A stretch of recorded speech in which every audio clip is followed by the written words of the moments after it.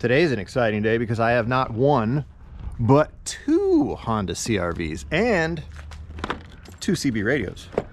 Let's get started.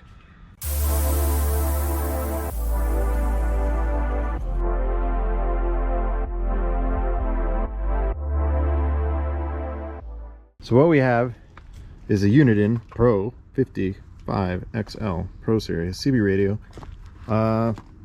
I kind of randomly added to the cart because CB radios pretty much all have the same features, and I thought this one looked good with those big numbers. It's going to require an external antenna and for me to figure out somewhere to mount these in these cars. My CR-V right here is a manual transmission, and manuals have this little cubby kind of in front of the shifter. So we're going to cut out the back here and put my radio right below.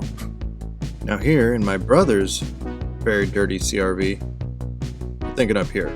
See, this is an automatic transmission. It doesn't have that cubby, but he's got an empty DIN slot underneath the stereo, so we're going to try that out. Now, my brother's punishment for driving an automatic is he gets to crawl around down here and remove screws. As tempting as it is to just use this cutting tool and jam it through the back, I think I'm going to take this all out and do it properly. Let's check in on my brother. He's got the bottom out. He's still got a lot of stuff he's got to take out before he can even think about that stereo. Back in the shop, I get to cut very carefully and modify my lower console in order to receive the CB radio. And now you can see how it's going to fit in there, and it's going to be awesome. Right about now, I bet my brother is wishing he had a manual transmission. Oh yeah, still got a ways. While he disassembles his entire car screw by screw, I'll entertain myself. I almost feel bad walking back over to check in on his progress.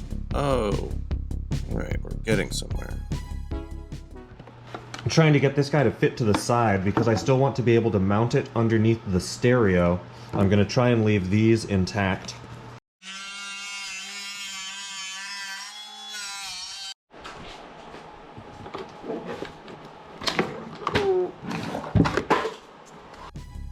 Meanwhile, back on the lower console cubby hole that comes in a manual transmission, I'm using self-tapping screws to install the bracket that came with the CB radio. Now while I've been out screwing around, it looks like Mario's actually got his radio mounted. Now we need external antennas for our radios. My brother put his on the back of his car. I am opting to put mine up towards the front. Now here we have Mario trying to figure out where he's gonna Bringing it put in his antenna. Here, gonna try and go down and around. Oh, wait. Here, come down to the floor, and then just scoot up front. It sounds easy when he says it. Yep. You may be wondering why two grown men are installing CB radios into 2001 Hondas in 2022.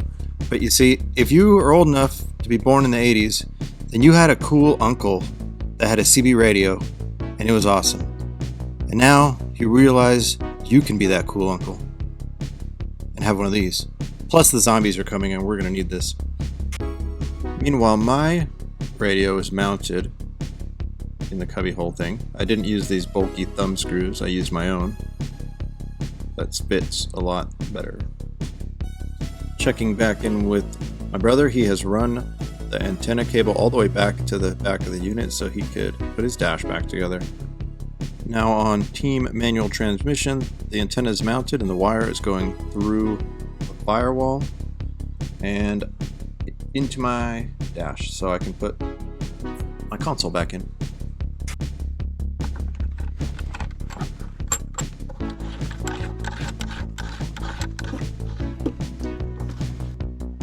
My CR-V already has a bunch of ridiculous 12-volt accessories like the friendly horn and lots of lights, so I already have some switched 12-volt running that I'm just gonna tap into and add another outlet for.